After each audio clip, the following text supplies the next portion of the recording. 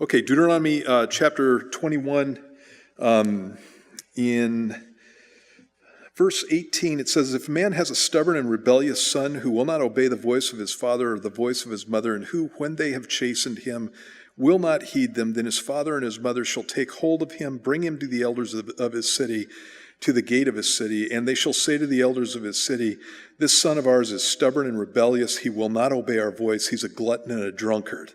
Then all the men of his city shall stone him to death with stones, so you shall put away the evil from among you, and all Israel shall hear and fear." And I wanted to hit on that again because I don't think I did it justice last time. This is obviously a commandment that was designed to deter young men from being complete idiots. Obviously, right? How many of you have violated this? Raise your hands. Guess what? The population would be much smaller if this commandment was kept. Because every single one of us, I raised my hand because I violated it too. Every single one of us would have got the death penalty for this. And, obviously we have situations in our cities and situations in our homes that are just completely ridiculous and out of control. And part of the reason is because the government doesn't sanction that kind of behavior. What the government does is it enables that kind of behavior. And it's one of those things that ends up tearing down societies, and it's part of the reason that God put this in here. And, like I was saying last week, this is not a commandment that you ever see put into use anywhere in the Old Testament. I think that one of the things that probably happened with this commandment is that children from the time that they were about 12 years old, young boys from the time that they were 12 years old, were taught to memorize this passage as an indication of what could happen to you if you tick dad off enough. He could take you out to the elders of the city. And obviously you would have that deterrent. The other thing you see is when you get to the book of Proverbs, Solomon is talking to one of his sons, and when he speaks to him, he talks to him about the fact that he needs to discipline his son early, and there needs to be beatings involved. And the word beating that's used in the book of Proverbs is talking about spanking. It's talking about discipline. It's talking about reasonable discipline. And it says, for if you beat your child with a rod, when you beat your son with a rod, he will not die. This is the death that he's talking about. It's not talking about you can beat your kid indiscriminately as hard as you want, and God promises that he'll preserve his life. It's talking about the fact that if you discipline your son, you're going to keep him from being killed. And so you will keep him from the death penalty. You will also keep him from being killed by other people. Because people who do this, people who live this kind of lifestyle, usually have a short life. And the reason that they have a short life is because they get into, he becomes stubborn and rebellious in the presence of somebody else who's stubborn and rebellious, and they get into it at a bar someplace. Somebody pulls a gun, somebody pulls a knife, somebody pulls a bat, and somebody's left lying in a pool of blood. And again, it's something that God did not want to happen to people. And so many times God lays down pretty stringent commands as far as the execution of the penalty on those things, and it's because he wants to keep people away from this. Rebellion is a really good thing when it's focused in the right direction. I'm rebellious. To be rebellious nowadays, when I was a kid, everybody was rebellious against the man. It's like, some of you guys remember the 60s, and it's like, the man, are rebellious against the man. Well, guess who the man is now? The man is the guy who are all the rebellious people who were rebellious in the 60s. And so if you want to be rebellious against them, guess what you need to be? You need to be somebody who actually treasures marriage, who thinks women are something to be honored, not something, but someone to be honored, who puts their kids in a right perspective. They love their kids and give their lives to them, but they recognize that their kids are, basically they don't come out of the womb perfect. Let me put it that way. And that they need to be trained and that kind of stuff. And you can go down through a whole list of a litany of things that people in government think about human nature that's absolutely the opposite of what Scripture has to say. You want to be rebellious, rebel against that, see what happens then. And that's, I think that's a cool thing. I think guys are designed to be this way in the sense that they have an attitude where they want to break out and they want to do something and they want to be different and that kind of stuff. And I think that that's, again, a good thing as long as it's focused in the right direction. And if the direction is against what mom and dad say, because mom and dad are, fuddy-duddies and they don't really understand how the world goes. And, I just want to go out and have fun. And, all my friends are doing it. And pot is the wonder drug. And, all the stuff that stupid people get into when they have no maturity. Then what's going to end up happening with that person is their life is just going to be destroyed. It still gets destroyed. It's just not destroyed by the government. It's enabled by the government. We'll give you a place to live. We'll give you food to eat. We'll give you some pocket money and that kind of stuff if you don't want to do the right thing. And that's many of the problems that we have in our culture just in general and in this kind of situation specifically. Lots of people on the government dole because they've ostracized themselves from their families. Lots of them. And so, again, it should be something where from the top down, decent behavior is expected. If a man, verse 22, has committed a sin deserving of death, and he's put to death, and you hang him on a tree, his body shall not remain overnight on the tree, but you shall surely bury him that day, so that you do not defile the land which the Lord your God is giving you as an inheritance, for he who is hanged is accursed of God. And this is one of those passages that when you get to the New Testament is a source of problems between the Jewish Christians and the people who believe the Old Testament law, because anybody who was hanged on a tree was accursed. In the New Testament, it talks about the fact that the gospel is something that is a scandal. It's offensive to the Jewish people. That's in 1 Corinthians chapter 1.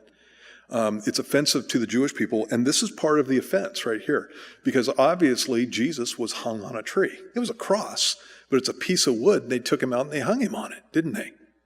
And so the Old Testament is clear about the fact that anybody who's hung on a tree is somebody who's accursed. And why is it like that in this passage? There are all kinds of ways that people were put to death, stoning and that kind of stuff. Saul at one point had his body hung on a wall, and they came and took him down and burnt his bones and that kind of stuff. Why is being hung on a tree something that's so bad in the Old Testament? And I would just submit to you that the reason that it's so bad and a sign that somebody's cursed is because it's pointing forward to the cross. It's pointing forward to the coming of Jesus. And God meant it this way. He wanted people to know that when Jesus went to the cross, that Jesus was cursed. He wanted them to know it. And what happened was the Jewish nation kind of flipped that around and they took it wrong. The point that God was making is that Jesus took the curse for us. The point that God was making was that Jesus took all our sin upon himself, and the attitude that God had toward our sin is the attitude that he exemplified in the death of his son. That's the whole point. There's a passage in Galatians 3:13 that says, Christ has redeemed us from the curse of the law, having become a curse for us. For it is written, cursed is everyone who hangs on a tree. And he's referring to this passage right here. And so, again, basically, what you have is you have the gospel in that whole thing. It's the idea that God would take his feelings, his attitudes, his judgment, his wrath towards my sin, and he would place it on his son. And so Jesus becomes a curse so that I don't have to take the curse of the law. And the curse of the law is death. If I do not do what the law says, then I was to be condemned to death. Something had to die. And obviously God put in place sacrifice, which again pointed to Jesus. And so I disobey the law, I deserve death, and I have a couple of options. I can have a sacrifice and I can escape the death, or the death penalty was something that was given over and over in a number of instances when somebody disobeyed the law. And if they were flagrantly just disobeying the law in general, not even disobeying things that didn't bring the death penalty, they again were to be put to death because they were evil and they were trying to subvert the nation of Israel. They were trying to bring other people down. It's that kind of thing. And so there's this whole thing with the law that points to the fact that I'm a sinner and my sin is going to be dealt with. It's going to be dealt with one way or another, and that I need to be somebody who recognizes this. And then all of that stuff is taken and it's put on Jesus, and it becomes a curse for us. Well, the Jews, when you get in the New Testament, they didn't like it.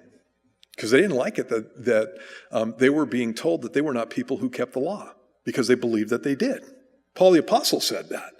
So in Philippians chapter 3, he talked about concerning the law blameless, and he was talking about himself.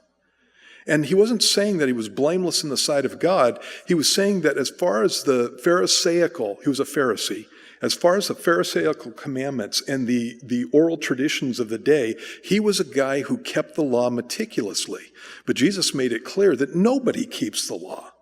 Because if you do the law on the outside, and famously Jesus said, if you lust after a woman in your heart, you've already committed adultery with her. It doesn't matter if you actually committed the act. If you keep it on the outside, but you're still filthy on the inside, you're still somebody who's disobeyed the law.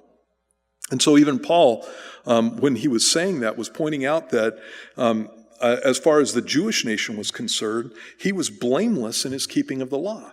But he considered all of that to be rubbish. He says it in the passage. All this stuff, including my blamelessness, I consider to be rubbish so that I can gain Christ and have the righteousness that's not found in myself, but the righteousness that's found in him. I'm paraphrasing in that passage. But that's the point that he's making. And so the Jewish nation thought that they were actually keeping the law. And so when you go through Matthew chapter 5, what Jesus is doing is he's showing them that they're not. And it's the same thing that Paul was doing when he was preaching the gospel. He would come in and say that Messiah had to die for you, and the people of Israel would go, why would Messiah have to die for us? We're blameless concerning the law. He doesn't need to die for us. And then Paul would say, well, actually, you're not blameless. And he probably went through Matthew chapter 5 and let them know about the Sermon on the Mount, the things that Jesus said about the keeping of the law, and the fact that anybody who was going to enter the kingdom of heaven had to have righteousness that exceeded the righteousness of the scribes and the Pharisees. And that's exactly what Jesus said. And those people would just be going, are you kidding me? Now, we're not really used to that in the sense of, I think at Calvary here, I talk about sin and sin's penalty and all of that kind of stuff pretty routinely. And we all understand that we're sitting here in a position where I'm not righteous in and of myself. I have to have Jesus. But when you go out in the world and you start talking to people about their sin, you're going to get the offense of the gospel. You're going to get the same attitude that the Jews had toward Paul the Apostle and the other apostles who were preaching that the Messiah had to die for them. You come up to somebody and say, you're not going to heaven unless you receive Christ because Jesus had to die for you, and he took on himself everything that you did, and God was so angry with the things that took place in your life that it was the death penalty for his very son. He took the wrath of God for you. And that's what the gospel is. And people don't like that. Are you kidding me? What do you think I am? And they get offended, and their pride is hurt. And again, there's that whole offense of the gospel. And so it's something that has to be broken in a man, and it has to be broken in a woman. They have to understand that they don't have a standing before God based on their own works and on their own power, and that literally God had to curse his son so you could get into heaven. That's what the passage is talking about. God had to curse Jesus so I could get into heaven, because otherwise the curse was coming down on me. And so that's a cool thing. And it's, again, there in the Old Testament. And it just looks arbitrary. Guy who's, hung on a tree, he's cursed. And again, what it's doing is pointing forward to Christ. When you get to chapter 22, these are laws concerning kindness and purity. And it starts off with kindness, and specifically kindness to animals. I like animals, and I like these kinds of passages. In verse 1, it says, "You shall not see your brother's ox or his sheep going astray and hide yourself from them." It literally means ignore them, is what he's talking about. "You shall certainly bring them back to your brother. And if your brother is not near you, or if you do not know him, then you shall bring it to your own house, and it shall remain with you until your brother seeks it. Then you shall restore it to him. You shall do the same with his donkey, and so you shall do with his garment. With any lost thing of your brother's, which he has lost and you have found, you shall do likewise. You must not hide yourself. You shall not see your brother's donkey or his ox fall down along the road and hide yourself from them. You shall surely help him lift them up again." And so you have these laws concerning a brother's property, and it's basically the law of love. Jesus talked about love your neighbor as yourself and love the Lord your God with all your heart, mind, soul, and strength, as being the fulfillment of the Old Testament law. And this is one of those passages that speaks about loving your neighbor as yourself. And so when a neighbor had a stray animal, you were to return that to your neighbor, to your brother, it says in verse 1. If you had an unknown stray animal, you were to keep it at your home until it could be restored. In other words, you're looking for the owner of that animal, but you're going to take care of the animal while that neighbor is found. In verse 3, he talks about you're going to do the same with a donkey, you're going to do the same with a garment, you're going to do the same with anything that's lost of your brothers, which he has lost and you've found. You shall do likewise. You must not hide yourself. So remember, finders, keepers, losers, weepers? Not out of the Bible.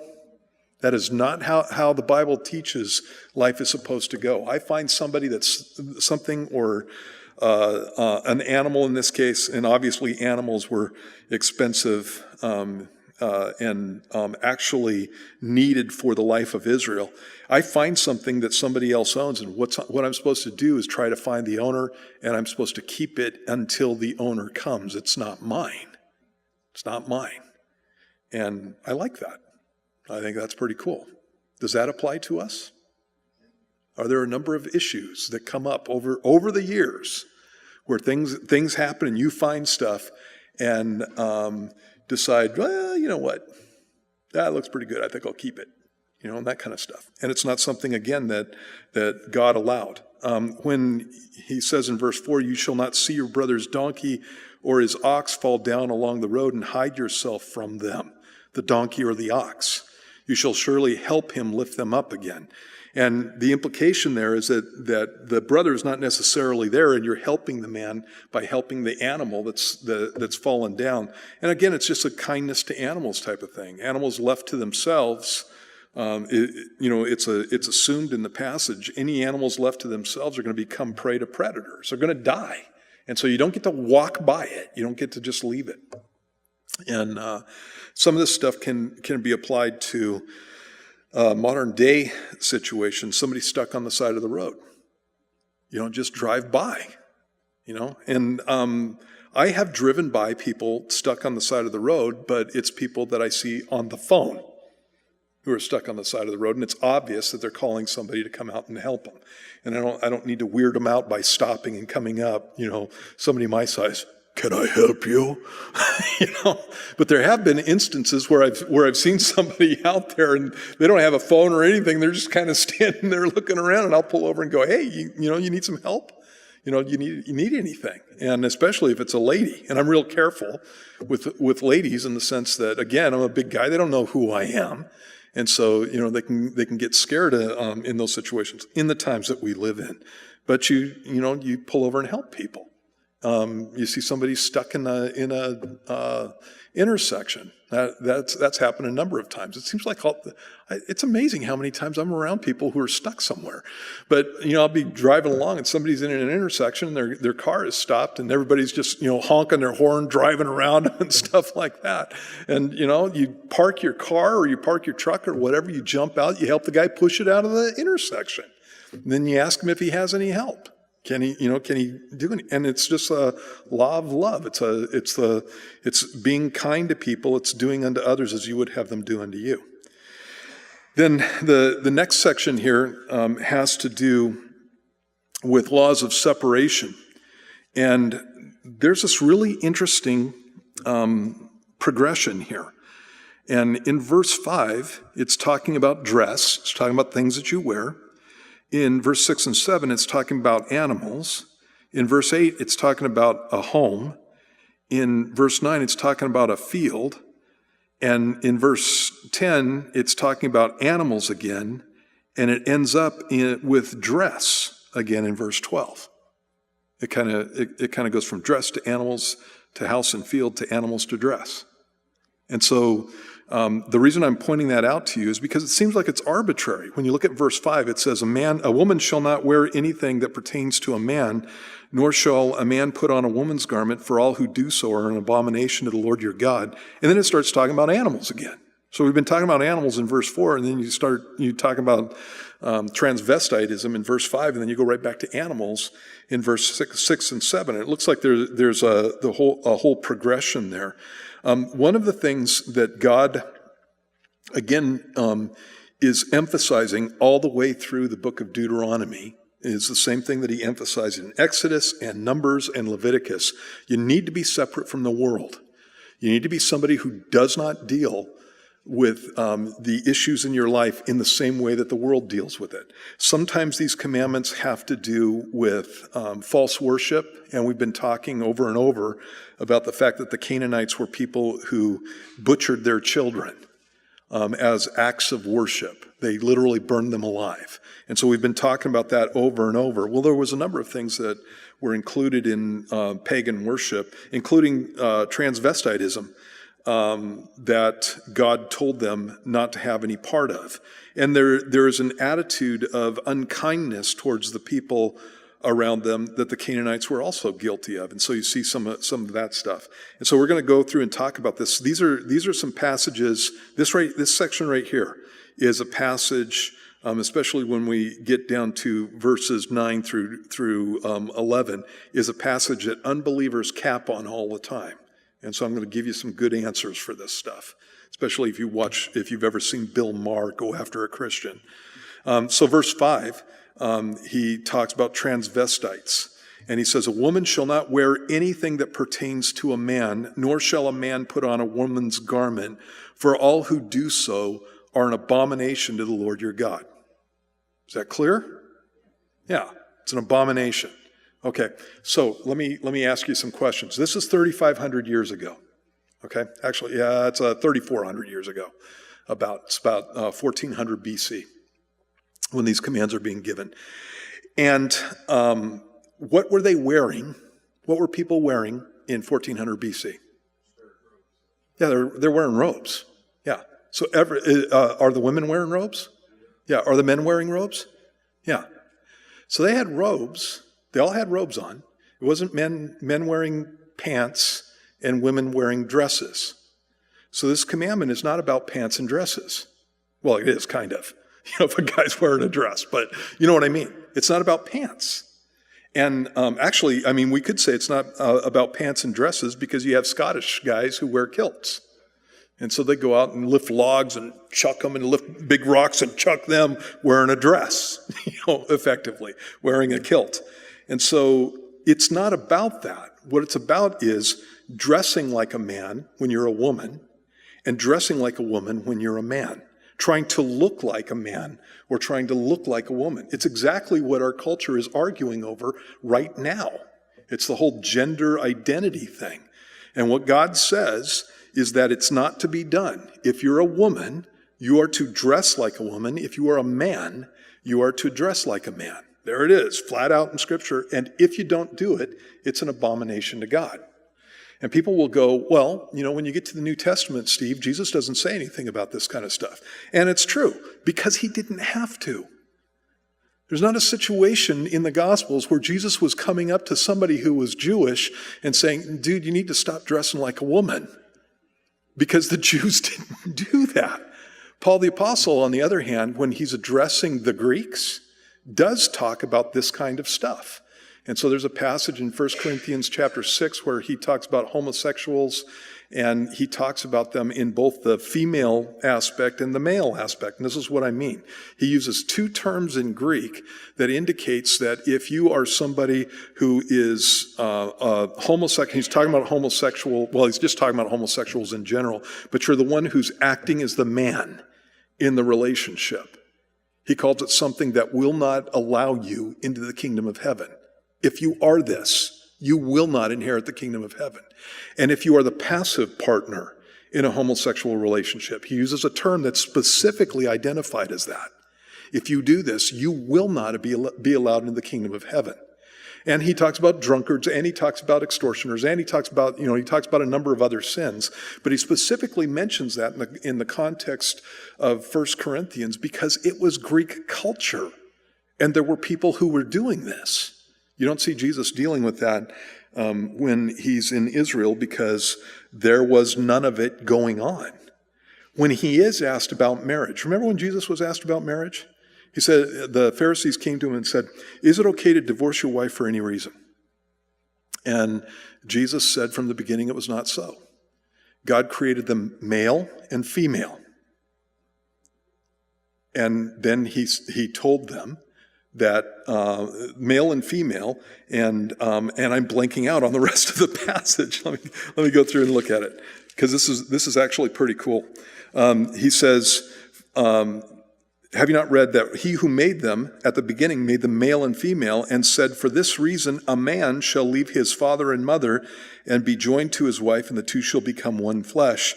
So then they are no longer two, but one flesh. Therefore what God has joined together, let not man separate." And so when he is asked about divorce, he doesn't answer the question on divorce. He defines marriage in the passage. That's what he's doing there. He defines marriage. And he defines it in such a way that you can't get away from it. So he says at the very beginning, he made them male and female. It wasn't male and male. It wasn't female and female. It wasn't male and female and female. It wasn't female and male and male. It wasn't male and animals. It wasn't female and animals. He made them male and female. And so how many choices did Adam have as far as his wife goes? Yeah, one. And that's all he had. There's nobody else on the planet. And so it's one man, one woman for life. It's how God defines marriage. One man, one woman for life. And God said, he put a standard in that pointed to the fact that this is something that was supposed to be continuous. A man is supposed to leave his father and be joined to his wife, and the two shall become one flesh. And then Jesus says, so they are no longer two, but one flesh. Therefore, what God has joined together, let not man separate. And again, what he's doing is defining marriage, and he's defined marriage as something that intrinsically does not include bestiality, and it does not include homosexuality, and it does not include plural marriages, and it does not include serial marriages. Does not include those things. It's one man, one woman for life. And so in just quoting basically 3 verses there, what Jesus has done is he's given the basic teaching on morality in marriage.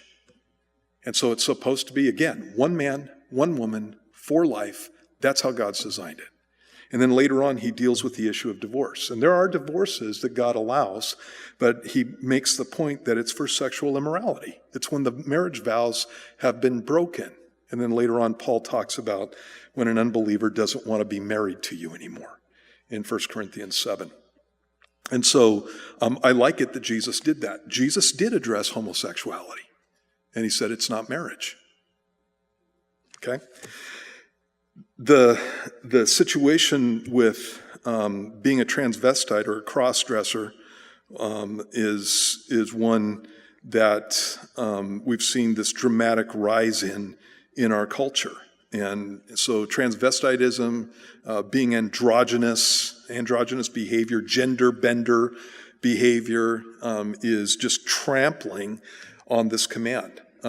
later on in church history, there were a couple of guys, Samosata and Eusebius, who spoke of the practice of men and women worshiping Astarte, which was a false goddess.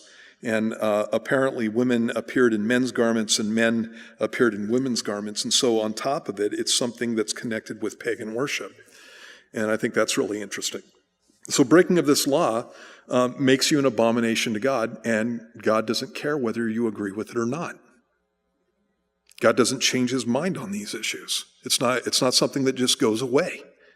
And so it's something that, again, we need to be paying attention to. You know, when you go through the Old Testament, so for example, in Deuteronomy chapter 18, also in Deuteronomy chapter 20, in this passage you have some of the things that where God talks about sexual immorality and how it's to be treated and that kind of stuff. How rape, for example, is to be treated.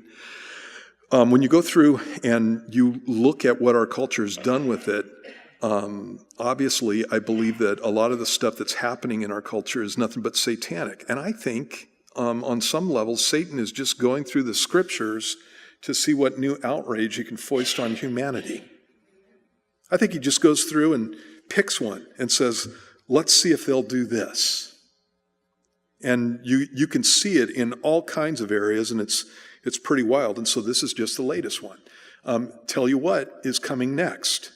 You know, in the book of Leviticus, in chapter 18, and also in Leviticus chapter 20, it commands that you don't commit incest.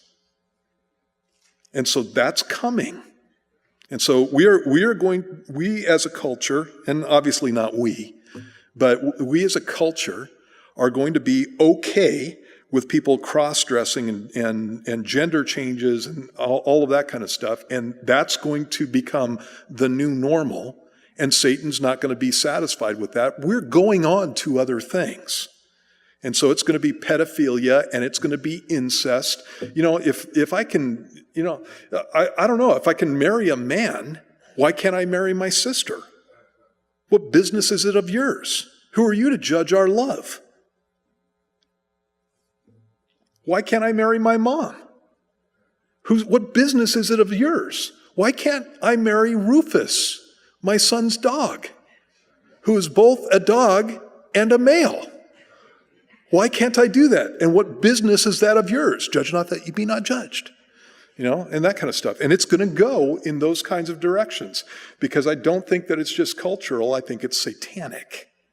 And again, it's one of those things. So when you look at this passage used to be used against women wearing jeans, for example. And like I said, everybody was wearing robes at the time. They all had the same kind of clothing on. It was just how the clothing was marked and how it was cut, basically. And it's not a command not to wear robes if your wife wears a robe. It's a command not to dress up like a woman. That's what the commandment is. And it's a commandment not to dress up like a man if you're a woman. That's what the commandment is. And so it's specifically speaking to that whole thing.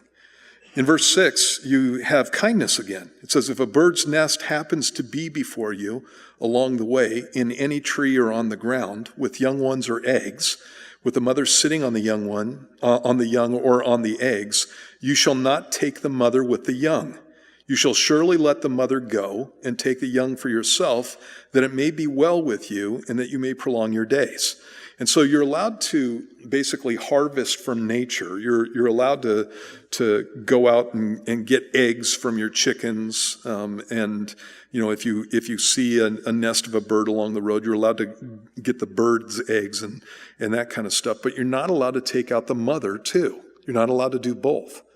Obviously, and in other passages, it talks about the fact that if you see eggs or young ones, you're not to take the mother specifically, because the young ones can't live on their own.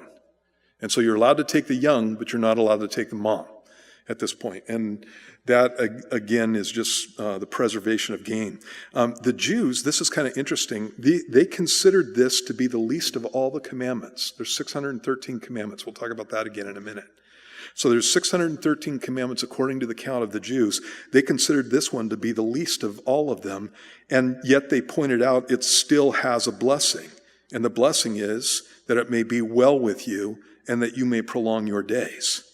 Breaking of this law indicates greed and cruelty.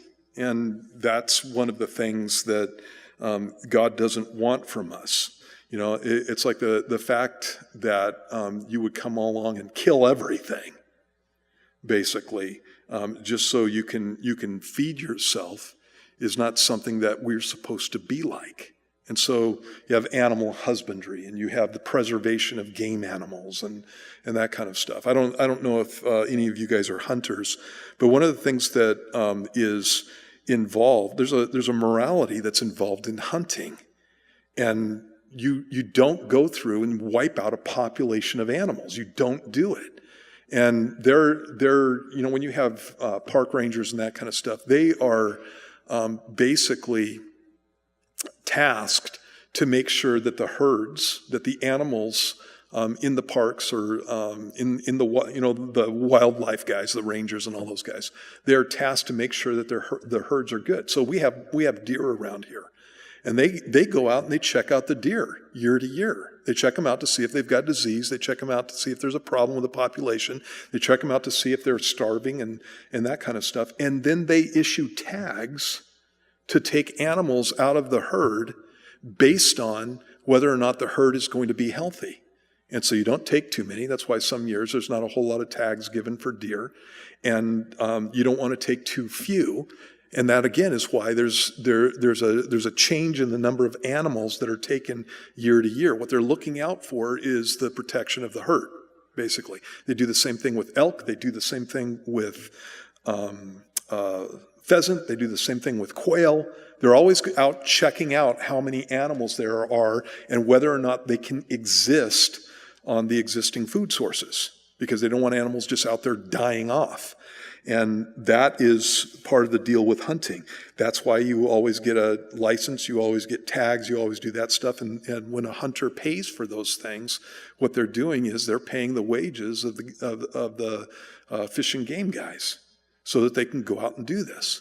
I think that's cool. I like that. That's a Teddy Roosevelt thing, you know, all the way from the beginning of the 20th century.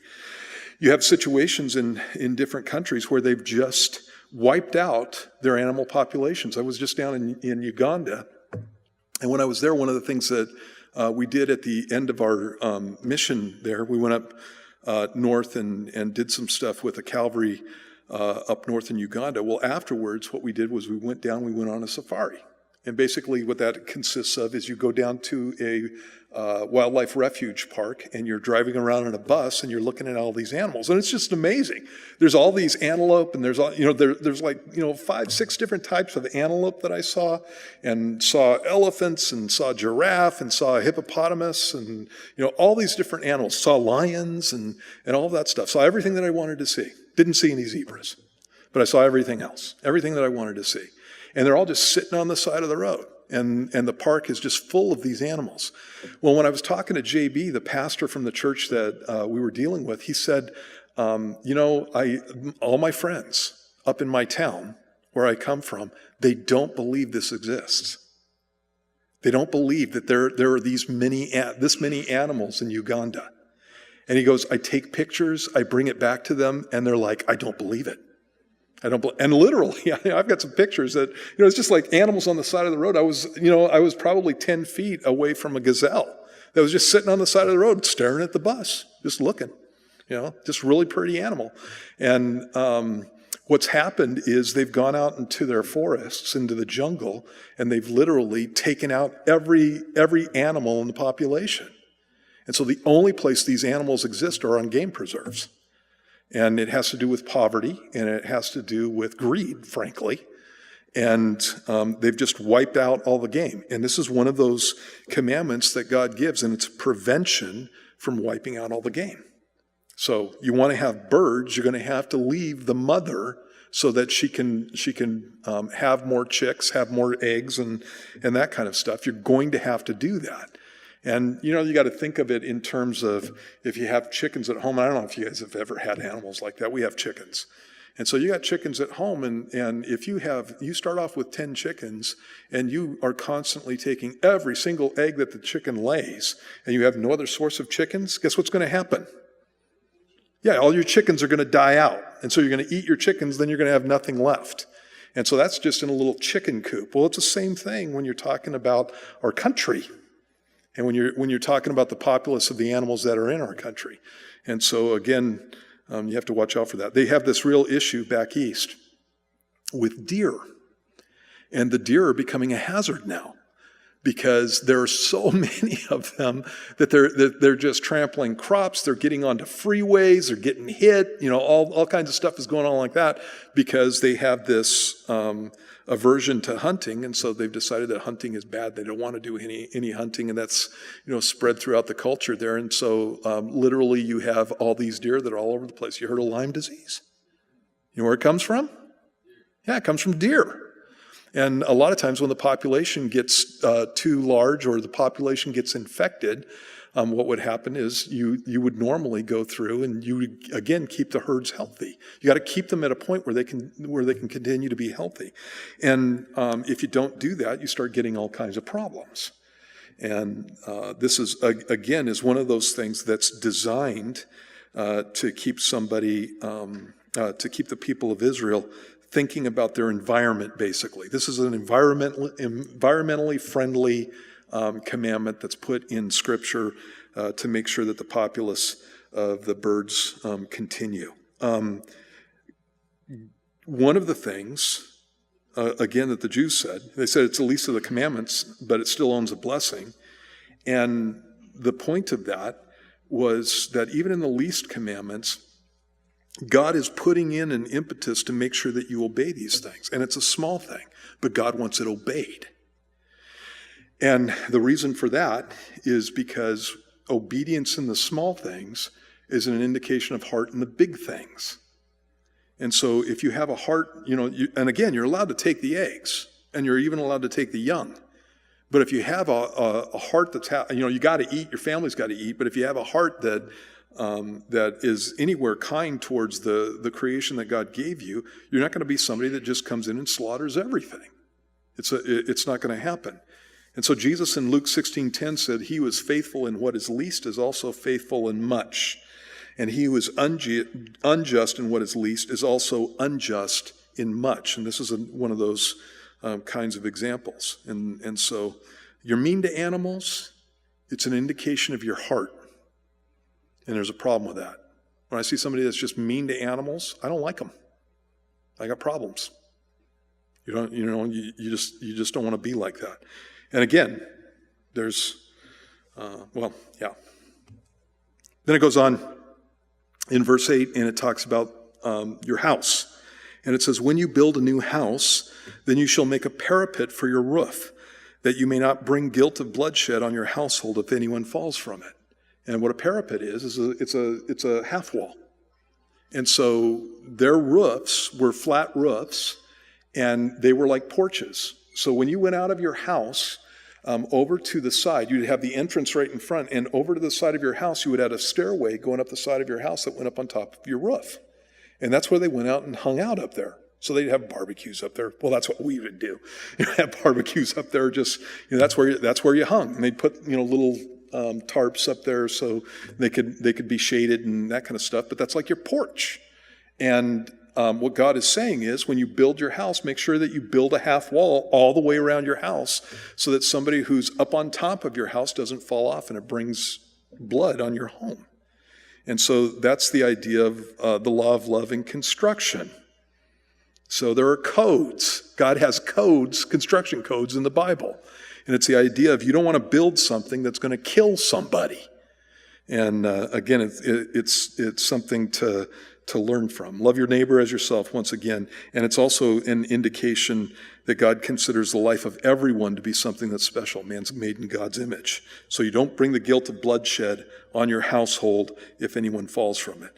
And then you got verses 9, 10, and 11. It says, you shall not sow your vineyard with different kinds of seed, lest the yield of the seed which you have sown and the fruit of your vineyard be defiled. You shall not plow with an ox and a donkey together. You shall not wear a garment of different sorts, such as wool and linen mixed together. And so these are commandments that people look at and they go, well, what's the point of that? And I'll get to verse 11 in a minute here. Here's some of the points. Verse 9. You know who is called the vineyard of God in the Bible? Israel. Over and over. Israel is called the vineyard of God. There's a whole section in the book of Jeremiah where God talks about the fact that he went and planted a vineyard, and he planted it with wild grapes. And he's talking about God bringing Israel out of the wilderness. And he blessed the vineyard, and he watered the vineyard, and he weeded the vineyard, and he built a wall around the vineyard, and he did all this stuff. And yet it still continued to yield wild grapes. And it's the picture of Israel turning away from him. And you see this in the minor prophets too. God's speaking about his vineyard, Israel. And what he's speaking about as far as seed, it's the idea of you plant rows of grapes, and in between the rows, you would plant something else. I don't know, corn, or I don't know, beans wouldn't really work. Carrots in between the rows of grapes. And God says, it's not to be done. I don't want you to do that. You have a vineyard, it's a vineyard. And if you want to plant your stuff someplace else, you can do that. But in your vineyard, you're not to plant two different types of seed. And the reason is obvious. If Israel is God's vineyard, then he doesn't want alien seed in the midst of his people Israel. He wants purity. And it's a law of separation. It's the idea of when he looks at his people, he wants a people that are separate from the world. He doesn't want outside influences coming in. And you have the same thing with every single one of these commands that we've just read. You shall not plow with an ox and a donkey together. Okay, here's something that you need to keep in mind. These people are farmers. Okay, so they know how to plow. And one of the things that you would not do, and actually I saw guys plowing in Uganda. They plow old school, and so they get a couple of oxen. And so they had oxen walking down the roads left and right with a yoke across their neck going to plow fields. I asked the pastor there what he plows his fields with, and it was oxen. They don't use mechanized farm equipment. And so when I'm looking at the oxen, one of the things that I did was I looked at each yoke of oxen, and every yoke of oxen had animals that were approximately the same size. They all looked like they were the same size. You never saw two animals of two different kinds. And the reason is because if you're plowing with a donkey and an ox, donkeys have longer legs than oxen. They have different gaits than oxen, and you have a yoke on them. And what's going to end up happening is that yoke is going to be pushed one way or the other, depending on what the gait is, the speed is, the strength of the animal, that kind of stuff. You weren't even supposed to plow with two oxen that were of different sizes. And so if you plowed with a large ox and a small ox, you're going to have a problem because the yoke is going to be down like this, and the large ox is going to push it this way. You can't keep your furrows straight. And so the commandment not to plow with an ox and a donkey together is something that is a commandment that would be obvious to the people. There's no reason for it. There's no reason for the commandment. This is not something that God needed to tell these people. It's like, by the way, from heaven, just want you to know that I don't like fields that have crooked furrows. And so I don't want you plowing with unequal yokes in any kind of situation. And again, it's not something that you would have to tell them. They already know it. And as a matter of fact, when they would read it, I think that most likely when Moses was saying this to people, there's probably somebody in the back going, why in the world would we ever do that? Why are you telling us this? And I've already let the cat out of the bag, so to speak. It's an unequal yoke. And when you get to 2 Corinthians chapter 6, it says, don't be unequally yoked with unbelievers. For what fellowship has light with darkness? And what fellowship does Christ have with the devil? And what fellowship does a believer have with an unbeliever? And it's the idea, again, of purity. What you want to do is if you're yoked to someone, you need to be yoked to someone of the same sort. If you're yoked with someone, you want to be yoked with someone of the same size or the same strength. See what I mean? That's what an equal yoke was. And so you want the same animal, the same size, basically, when you're pulling a yoke. And if you don't, then what happens is you get pulled off the path. And obviously that applies to us in all kinds of relationships. It's not just marriage. And so obviously you don't want to be unequally yoked with an unbeliever when you get married, because the person that you love most, the person that you wake up with every day, is a person who doesn't love Jesus. And they know that they're deficient. Every man, it's usually a man, that I have ever talked to that's married to a Christian woman and they're having problems, I'll get them into my office, and a lot of times I'll talk with them alone, and they are intimidated because they know that they don't live up to what their wife expects of them. They know that when their wife goes to church, it's the reason that non-Christian men have a problem with their wives going to church. When their wives go to church, they see a whole plethora of guys who meet the standard that the guy doesn't meet. And so they have all these issues that go on. And so the unequal yoke thing is not just something that's pointed at the Christian, it's something that's pointed at the non-Christian too. God cares about people. And it's not right to be married to somebody or to put yourself in a situation where you're married to somebody and for the rest of that guy's life or the rest of that lady's life, they know that you think that they don't measure up. That is not what you do to people. And so obviously in the marriage relationship, you have the same thing in any other kind of relationship as far as Christians go. What usually happens is we go down to the lowest common denominator. And so if I'm in a situation where I'm hanging out with certain people, I'm going to start acting like them. And I'm not necessarily going to act like their good traits. I'm going to act according to their bad traits. That's kind of the way that it goes. And so what I want to be around is people who love Jesus. I want to be around people who love the Lord, who want to follow him. And if I'm not, then what's going to happen is I'm going to start acting like the people who I hang with. That's why it's so important to hang with Jesus. That's why it's so important to spend time in prayer. You want to be like him. So why it's so important to be in the Word.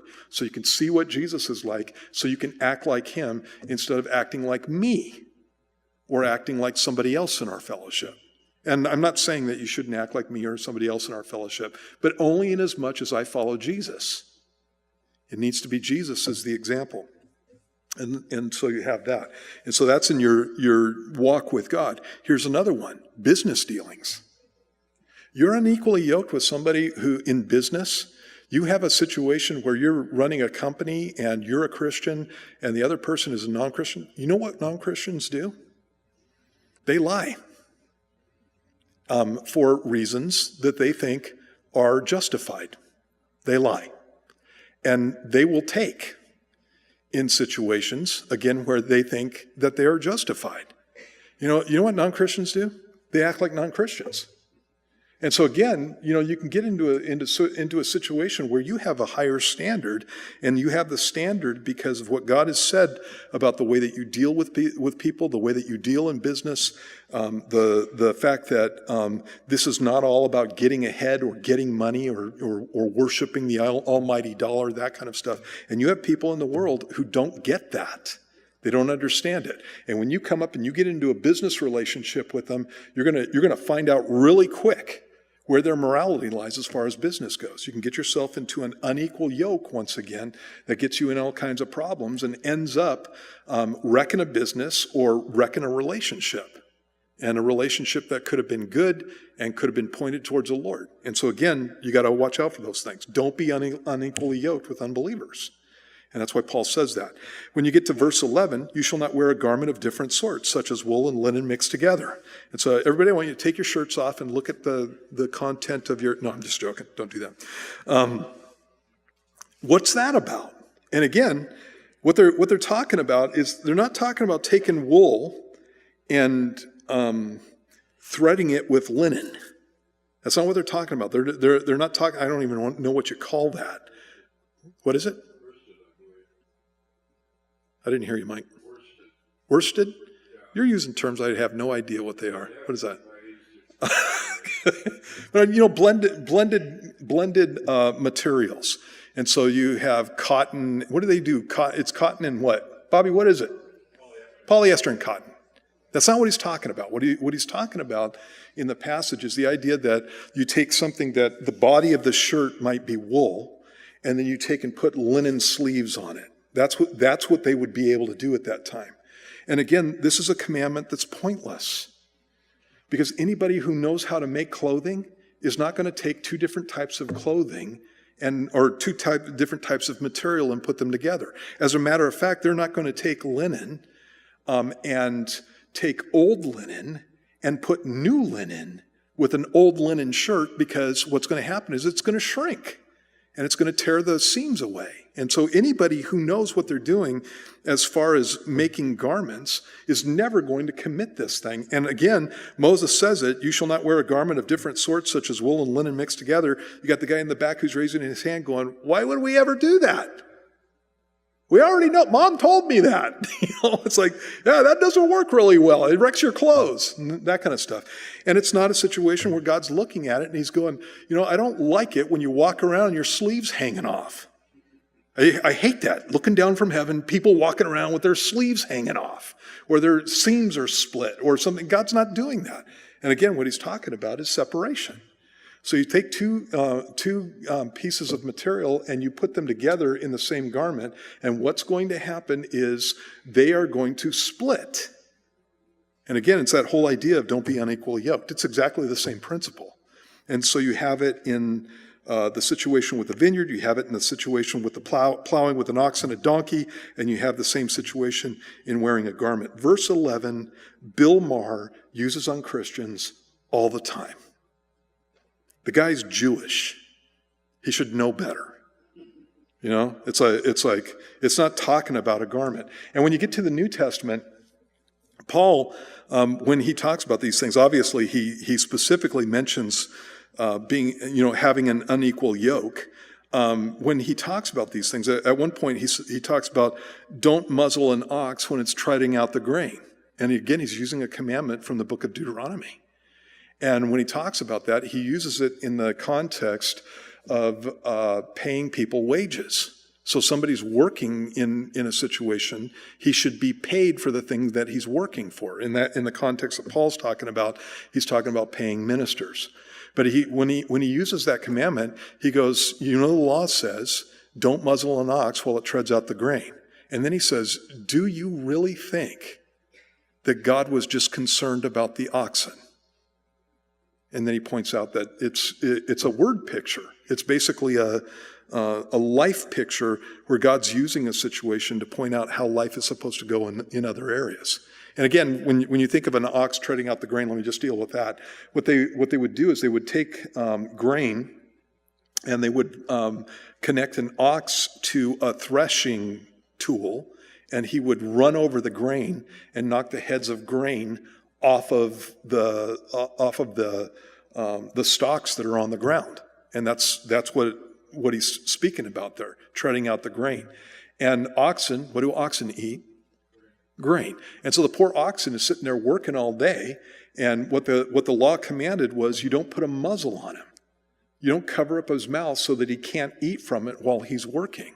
The oxen is working for you, and so he should be able to eat. And again, it's kindness to animals. Don't torture your oxen, basically. But again, it's pointing to something different. Then he says in verse 12, you shall make tassels on the four corners of the clothing with which you cover yourself. And what's that about? And what that's about is what's called tzitzit. The Jews have these things with tassels where on the corners specifically they have prayer shawls. You'll see guys when you look at Orthodox Jews up against the Wailing Wall in Jerusalem. You'll see them cover their heads, and they'll have like a shawl type of thing they cover their heads with, and then down on the corners of this shawl they'll have little tassels that come off, and they're fingering the tassels while they're praying. And so they'll be doing this and fingering these tassels.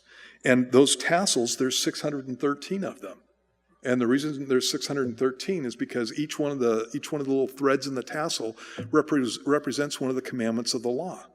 And so what God said about their clothing is that I want you to have these tassels on your clothing so that you're always focusing. It's always something. It's not necessarily a focus, but it's always a thing where you're thinking about my commandments. It's even on your clothing. Turn over to Numbers 15 real quick. A couple books back, Numbers 15. And in verse 37, just so that you can see this really clearly. It says, again, the Lord spoke to Moses, saying, speak to the children of Israel, tell them to make tassels on the corners of their garments throughout their generations, and to put a blue thread in the tassels of the corners. And you shall have the tassel that you may look upon it and remember all the commandments of the Lord and do them, and that you may not follow the harlotry to which your own heart and your own eyes are inclined, and that you may remember and do all my commandments and be holy for your God. I'm the Lord your God who brought you out of the land of Egypt to be your God. I am the Lord your God. And so that's what the tassels were for. They were specifically to remind them that they were followers of the Lord and that they needed to obey the commandments that God gave. It's somewhat the same attitude that you have when you're wearing a Jesus shirt. When I was a young Christian, in fact, I need to make our bookstore do this. Every single year, I used to get a T-shirt that said, Jesus is Lord. It was across my chest. He's got Jesus washed away my sin on his chest. Well, it's hard to be a jerk when you're wearing a T-shirt like that. You know what I mean? It's hard to go out and, you're not anonymous at that point. And it's the same principle with the clothing here. Something to keep in mind. Then he has the law of marriage, and I just looked at the clock, and I can't believe I took that long on this. We'll pick that up next week, okay? So isn't that cool stuff? Yeah, that's pretty neat. So let's pray, get you out of here. Thank you, Jesus, for your love for us. Thank you so much for the fact that you're a God who knows the end from the beginning, that when you make commands, Lord, you're not just being arbitrary. You have a purpose for these things.